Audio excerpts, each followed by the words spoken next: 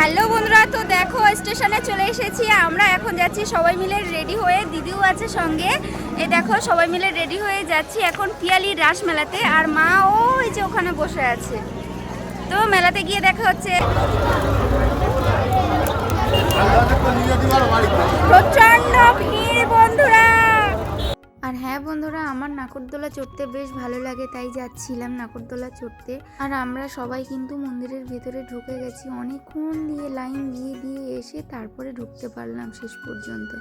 আর এখানে দেখো একটা সিন দেখিয়েছে, নরকে গিয়ে মানুষের কি হবে, মানুষেরা যা পাপ করেছে নরকে গেলে ঠিক এরকমই শাস্তি দেবে, সেই সিনটাই দেখিয়েছে। তো বন্ধুরা, আমার এই সিনটা কিন্তু বেশ ভালো লেগেছে। তোমাদের কাদের কাদের ভালো লেগেছে অবশ্যই কিন্তু কমেন্ট করে জানাবে।